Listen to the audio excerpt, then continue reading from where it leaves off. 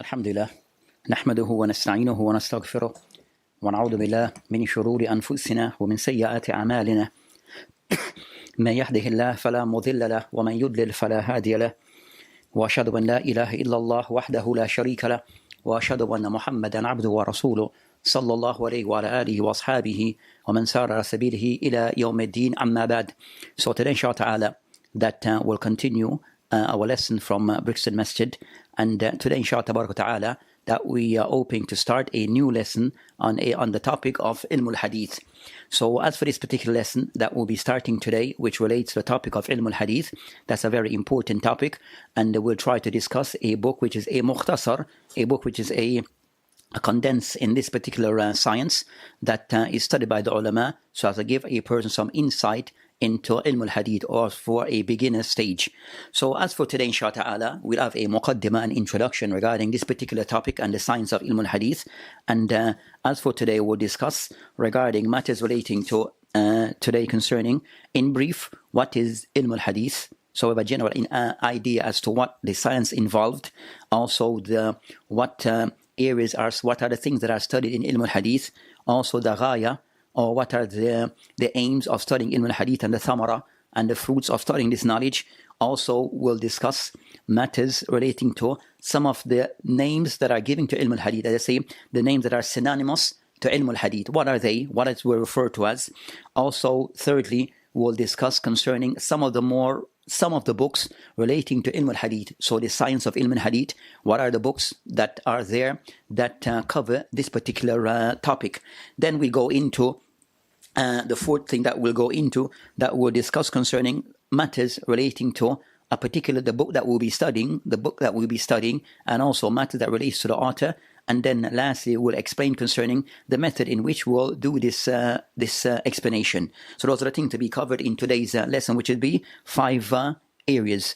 So the first of those that we mentioned regarding concerning Ilm al-Hadith, this topic concerning Ilm al-Hadith.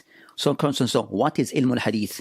So Ilm al-Hadith has been mentioned by Ibn Jama', one of the ulama who have wrote in this science. He mentioned Ilm al-Hadith, ilmun bila qawanin yurif biha ahwal as-sanad wal-matan.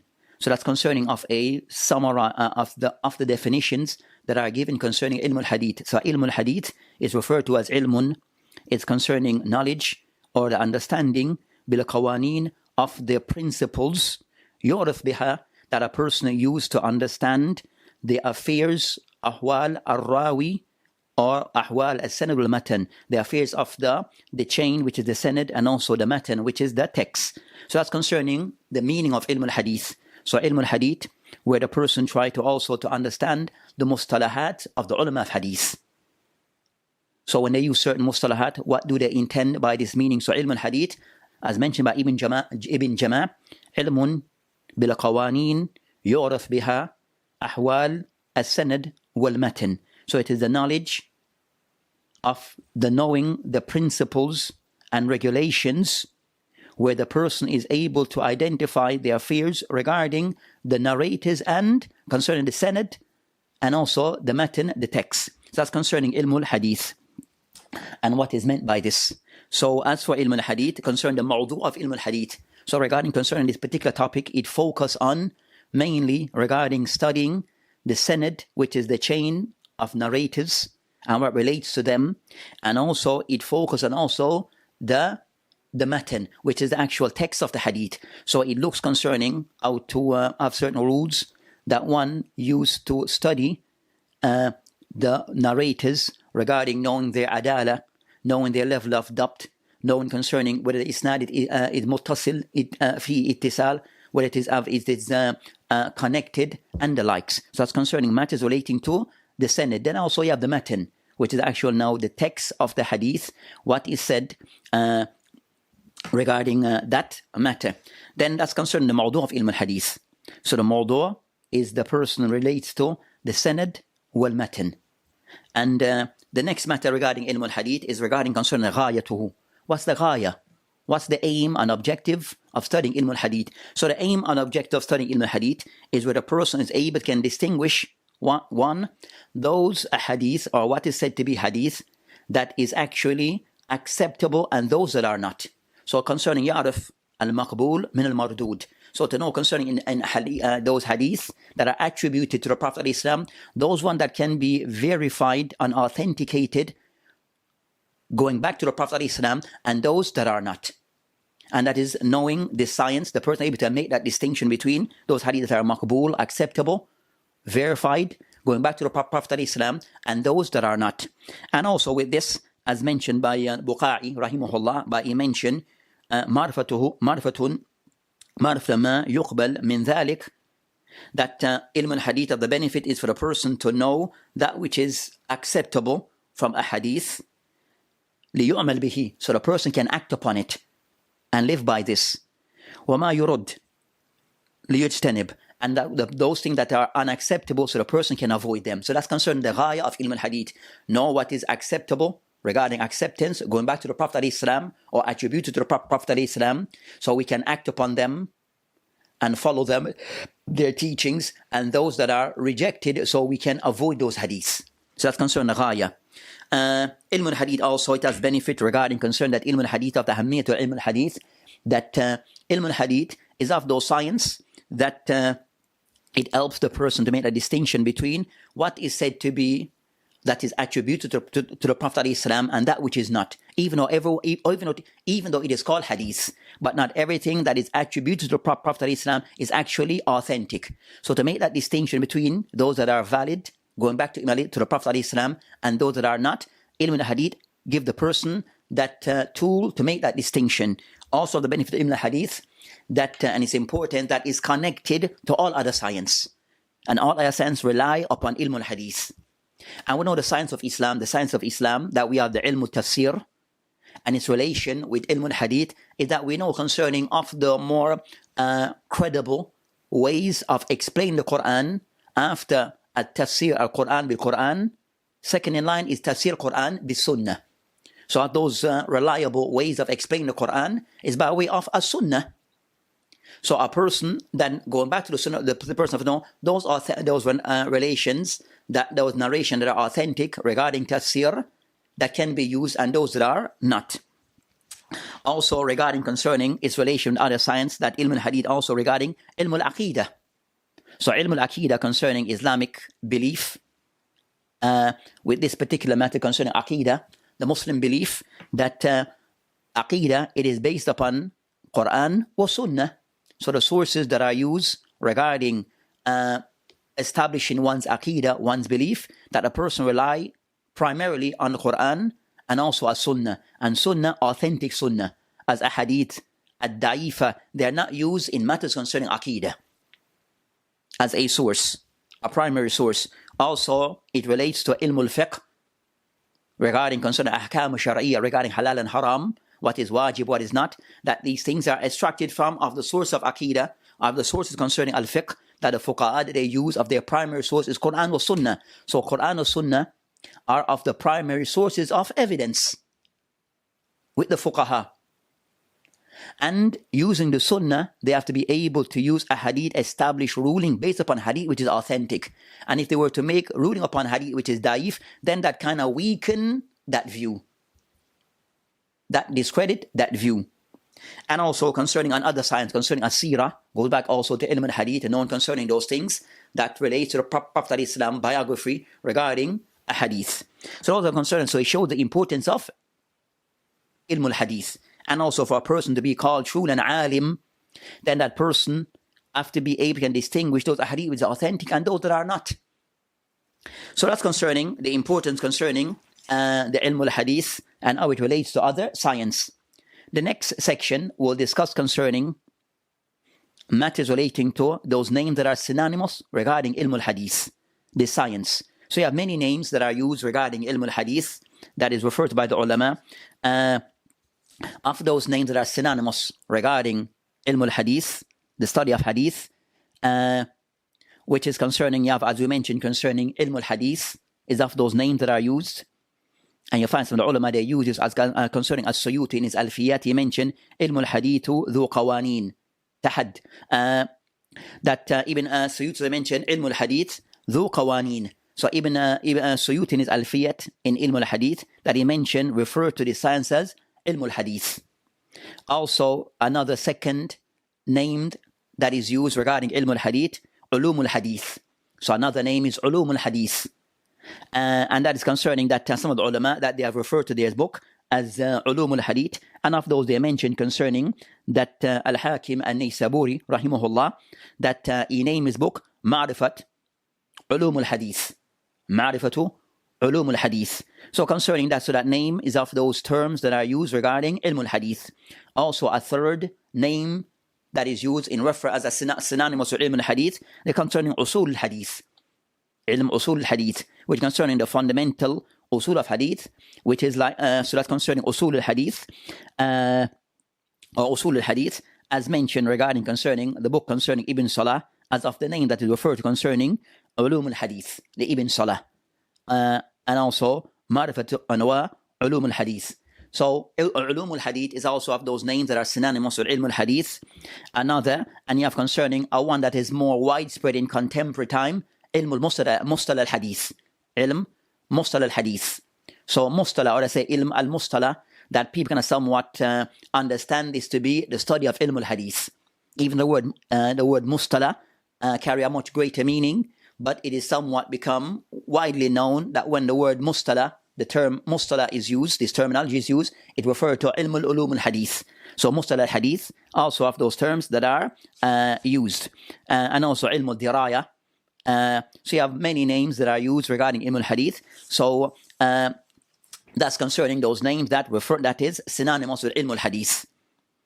The third part, or the third section of this muqaddimah, as we mentioned, is regarding concerning that, discussing not in detail concerning that how the science of ilm al-hadith was established, but we'll discuss mainly some of the more important books related to this science. So the more important books that relate to this science, that give a person insight and knowledge and awareness of this science, books that are studied and written to give this understanding of this particular science, that we might put concerning those books into three sections or three parts. Those books, we could put them into three categories. Now, category one of those books are the books that were written concerning the ulama who first wrote in this science. And this is before the 5th century, up until Khatib al-Baghdadi, and around that time. Then after Khatib al-Baghdadi, then we have a time of the era of Ibn Salah, who wrote Muqaddimah Ibn Salah. That's the second era of ilm al-hadith regarding the book of Ibn Salah and what revolves around that book. And also we have after Ibn Salah.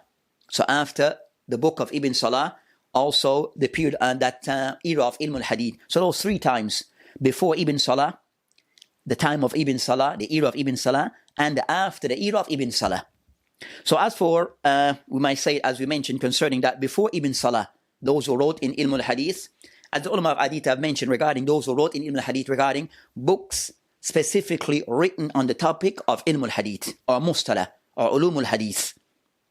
Of those first books that are written and mentioned amongst the ulama is this book that we have that is called Al-Muhaddith Al-Fasil Bayna Al-Rawi Wal-Wa'i by Al-Ramahumuzri.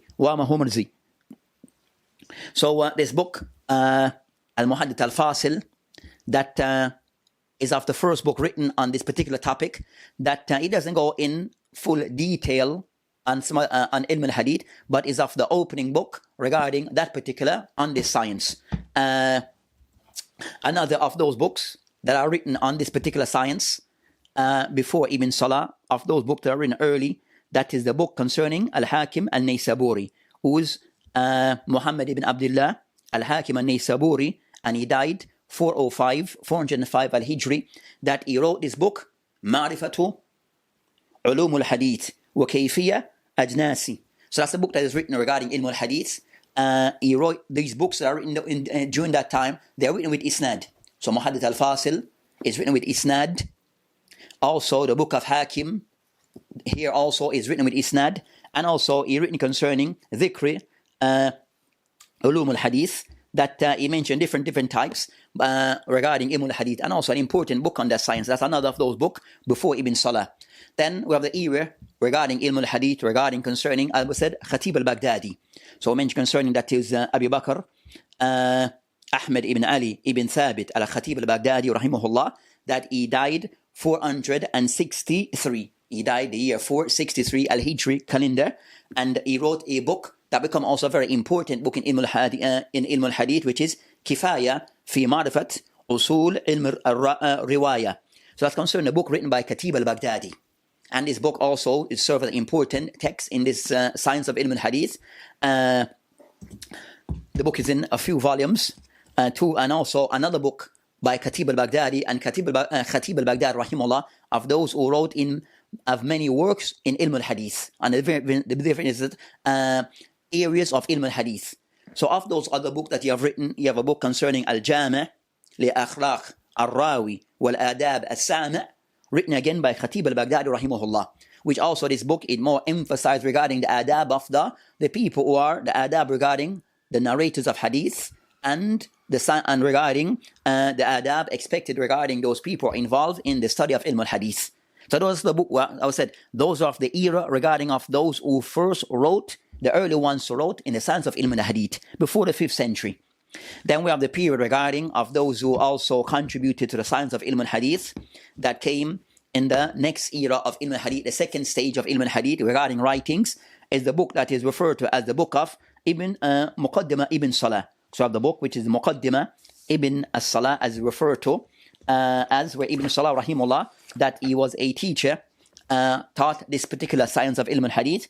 So he kind of somewhat gathered from those who proceed of Khatib al-Baghdadi, al-Hakim, gathered from their books, and he put together the work of what they refer to as Muqaddimah ibn Salah regarding ilm al-hadith, where he discussed over 65 different types of hadith terminologies and matters relating to them. So compile them in this book that he taught, and this is the book that become, as we said, this book, because the ulama mentioned, it become the focus point of ilm al-hadith. So this become like the ilm al-hadith becomes centered around this particular book of Ibn Salah. Also, it is also referred to as Ma'rifah. Its name is Ma'rifatu Anwa Ulum or Ilm al-Hadith by Ibn Salah rahimullah. And Ibn Salah, that he died the year 643. So at that time, we come to the period of Ibn Salah, that became now this book is writing, this book that he put together, that is referred to as Muqaddimah Ibn Salah. It are Ulum al-Hadith, and as it named Ma'rifah Anwa Ulum al-Hadith, it became the focus of the science of Ilm al-Hadith from his time up until today. And the focus in the sense that after Ibn Salah, you find many of those who came after, as we mentioned, except that their books revolves around this book. All the books that came after somewhat revolved around the book of Ibn Salah. So you find many who explain this book, as we mentioned, of Ibn Salah, those who condense the book, those who abridge the book, and those books were explained, those who made manzuma, those who made poetry on these books, and those poetry was also explained. So you find many works after Ibn Salah, all revolved around the book of Ibn Salah. So of those books that revolved around the book of Ibn Salah, we have the book that is, we mentioned that Ulum al-Hadith Ibn Salah. You have a book that consists of more than one book. It has in this particular book, it have 3 books in one. The work of Ibn Salah as the asl. Then you have an explanation by Al-Hafid al-Iraqi that is called Taqyid wal-Idah, written by Hafid ibn Iraqi rahimahullah. Then a 3rd book which is Nuqat al-Ibn Salah by Ibn Hajar al-Asqalani. So you have 3 important books in one regarding Ilm al-Hadith. And this is the book that has been checked by Tariq Awadullah, one of the Mashaykh of Misr in Ilm al-Hadith. So this also become an important book regarding Ibn Salah. This book also come in several volumes, over 5 volumes. Also another important book related to Ibn Salah that is also studied in the University of Medina, that is called Tadrib al-Rawi fi Shar Taqrib al-Nawawi, which is al-Nawawi. So An-Nawawi rahimahullah, of those who summarized the book of Ibn Salah. Then he had a summary, then he made a summary of the summary, of his own summary. Then it was explained. And this book, which is Taqrib, it was explained by As-Suyuti, who is Jalaluddin As-Suyuti, that explained this book of An-Nawawi rahimahullah. And we mentioned that this is the one that is explained in Medina, in university, and also explained in many other places. Then other books that relates to, then we have those who made another, or Alfiyat, around Ibn Salah book of Muqaddimah Ibn Salah. Of those who make an Alfiyat in a poetry form, we have Al-Afil al-Iraqi, and also Suyuti, who made poetry around the book of Ibn Salah. Of the explanation of those ones is Fathul Mughith, Bishar Alfiyat al-Hadith, which is original by As-Sakhawi, one of the students of Ibn Hajar al-Asqalani, Ibn Hajar al-Asqalani, that he explained Alfiyat al-Iraqi in Ilm al-Hadith, that revolves around the book of Ibn Salah again. And this book also, it's been published, many print. The better of the print is by Sheikh Allama Abdul Karim al-Khudair, one of the ulama of contemporary times, that is well known. So he has this checking of this book, another important book regarding Ilm Salah. So you have many others relating to this particular book. And also the next era of Ilm al-Hadith after Ibn Salah that we have concerning, you have Ibn Hajar al-Asqalani rahimahullah, who came, and also that he saw the work of Ibn Salah, and he kind of somewhat tried to change the format of kind of somewhat a different format, but similar to the work of Ibn Salah. And he wrote a book that is called Nukhbatul Fikr, that is like a summary of Ibn Salah, a summary of Ilm al-Hadith, with some addition by himself. Then Ibn Hajar rahimahullah, he went on to explain his own Mukhtasar, that is called, and Ibn Hajar, that he died 852, Ibn Hajar, that he died 852 al-Hijri. Then he went on to explain his Mukhtasar, that is called Nukhbatul Fikr, that is called Nuzha an-Nazar, Nuzhatul Nazar, and you find that many others. So this is one of the checking of this by Sheikh Ali Hassan regarding the book of concerning Nukhbatul Fikr by Ibn Hajar, and also his own explanation, and then some footnotes by Sheikh Ali. So those are some of the works relating to the book of Ibn Hajar, and you have many others who have explained that book. Many who have explained the book of Ibn Hajar up until today. And of those who came regarding this particular book, we have concerning that we go. So that's concerning, and you have many other books. So you have also books that are very mukhtasar regarding Ilm al-Hadith. That amongst those mukhtasarat that are more famous, we mentioned concerning the one of Ibn Hajar that is called Nukhbatul Fikr, of a mukhtasar that is for, let's say, for beginners. But some of the ulama or contemporary of the Mashaykh who have studied concerning Nukhbatul Fikr of Ibn Hajar as a mukhtasar, they see that this book is actually a little bit, even though it's said to be a mukhtasar for beginners, maybe a little bit advanced for a beginner. They do not advise it to be used for beginners, because somewhat, even though it seems to be mukhtasar, but very rich book regarding the information that is contained.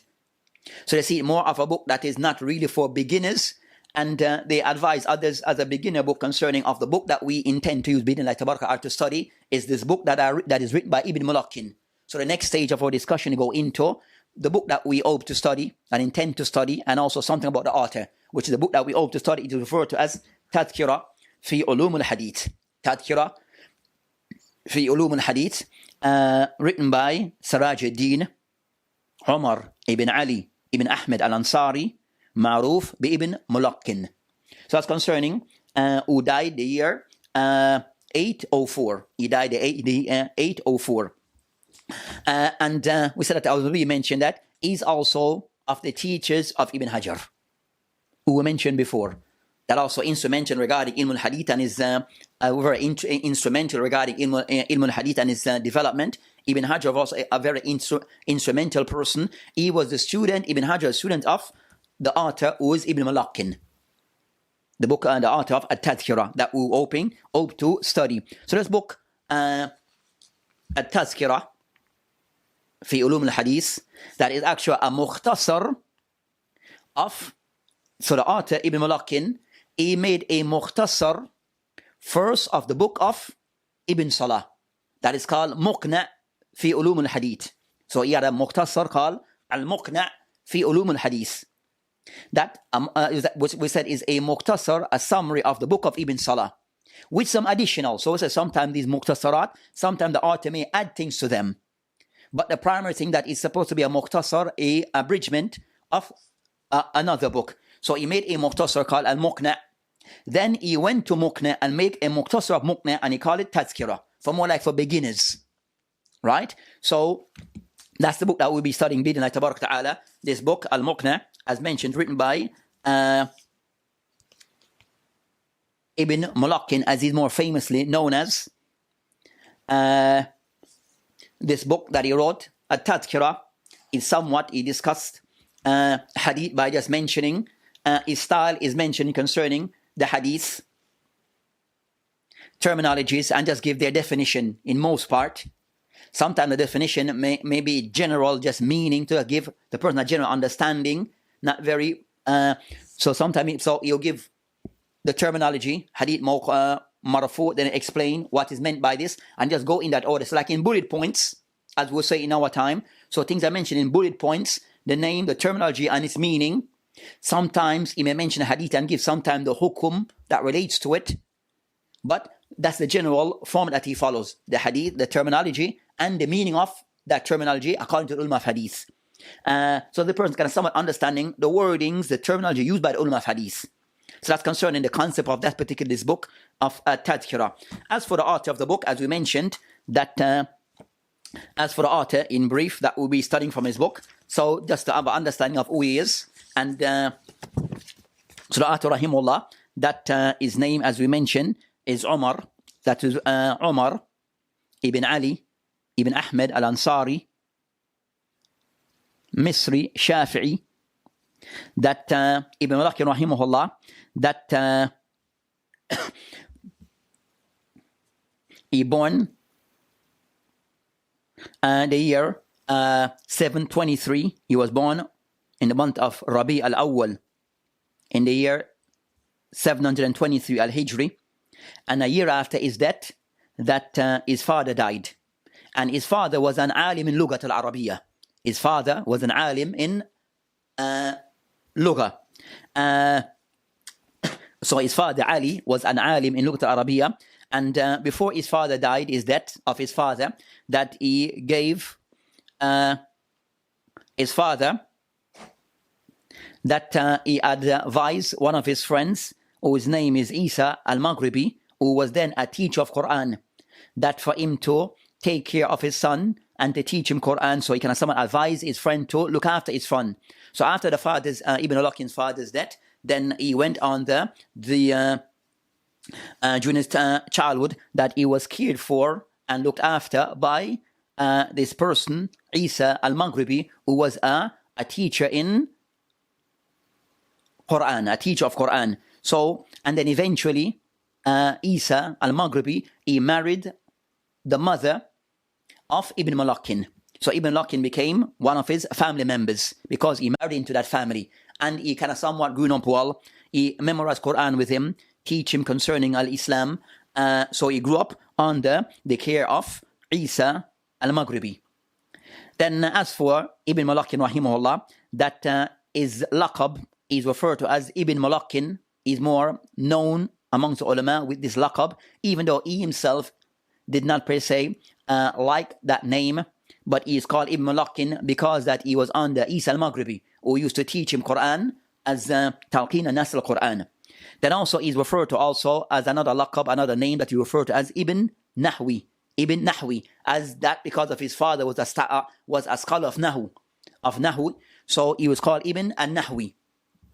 Also Ibn Mulaqin, rahimahullah, that he grew up, as we mentioned, with under that tutelage of Isa al-Maghribi. Ibn Mulaqin, rahimahullah, that as he grew up, he somewhat had an inclination towards ilm al-hadith from childhood, and he went on to kind of somewhat put a lot of effort in studying of hadith, and because he had his own likeness towards ilm al-hadith, and studied with many of the ulama of hadith during his time. Ibn Mulaqin, rahimahullah, that also he had traveled regarding concerning places such as Damascus. He was actually from Al-Misr, even though his father was originally from Andalus, from Spain. Then they moved down, and Ibn Malaki rahimahullah, that he was born in Misr, then in Egypt. Then he studied the place concerning Asham. He studied, went and studied ulama of hadith in Al-Quds, in Palestine, also in Hijaz, Medina and Mecca. So he went around and studied from the ulama regarding during his time. Ibn Malaki rahimahullah, that he studied some of the great ulama of his time. So Ibn Malaki rahimahullah, that he studied with some of the great ulama of his time. Amongst those ulama that are the ulama of his time that he studied with, amongst them of the kibar ulama, we have concerning Manawi. He studied with him usul. Also, he studied with Abu Abbas al-Shafi al-Khatib. He took from him fiqh. Also, he studied with Ala'i, Salah ad-Din al-Alahi, the ulama of hadith. Also, Al-Asnawi, or Al-Asnawi, of the ulama of the Shafi'iyya, and many others. Ibn Jama', he studied with him, and also others that he studied with, Ibn Sayyid al-Nas, the ulama, well known of the ulama. So he studied Mulghata'i al-Hanafi, that is also one of the renowned of the ulama of the Hanaf. So he studied also Ibn Hayyan, who wrote Sahib al-Bahr al-Muhit. So he studied one of the ulama of his time. Also of his renown of his student, you have Ibn Hajar al-Asqalani, that he studied with, of his student, and also Al-Hafiz Ahmed ibn Abdul Rahim ibn Hussein al-Iraqi, Abu Zur'a, was also of his students. So he had many students that are well known, also many students that are well known. You have many things that have been said regarding the praise of Ibn Malakin, that they mentioned regarding that Ibn Malakin, also of those ulama, that he had a very huge library. And also of those ulama who they said that during his time, no one wrote as much as he did. No one wrote as much as he did during his time. So he's known regarding his writings, regarding various science, regarding various books that he wrote. Of the books that Ibn Malakin rahimahullah have wrote, that there are many, that they mentioned that he wrote and authored over 300 books. That he authored over 300 books. That's by Ibn Malakin. Of those books that are well known regarding that Ibn Malakin that he wrote, that he has a book that is an explanation of Sahih Bukhari that comes, that in print today it is 36 volumes. So Ibn Malakin rahimahullah, you have an explanation of Sahih Bukhari that is in 36 volumes in print today. It is called At-Timithi li Sharh al-Jami' al-Sahih. Also he has a book that is called Al-Badr al-Munir fi Takhrij Ahadith Rafi al-Kabir, that goes into Takhrij. Also that book comes in numerous volumes. He also has Khulasa, he has Al-Khulasa, Al-Badr, Al-Munir. Also he has an explanation of Umdat al-Ahkam that is called Al-I'lam bil-Fawahid, Umdat al-Ahkam. Also you have explanation, a book that comes in print today in 16 volumes, that is a Sharh of Al-Minhaj by An-Nawawi, that is called Umdatul Muhtaj ila Kitab Al-Minhaj. And other books that he wrote, also Al-Muqna for Ilm al-Hadith, and also At-Tadhkira fi Ulum al-Hadith, which is the book to be studied, and many other books that he wrote. So that's concerning the book of Ibn Malakin rahimahullah.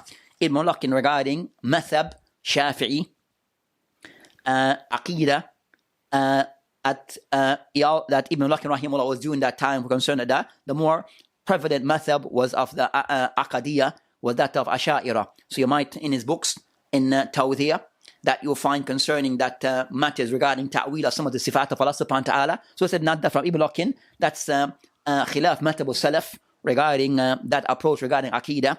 And also, so that's concerning Ibn Malakin rahimahullah in a brief. And as we mentioned, that Ibn Malakin rahimahullah,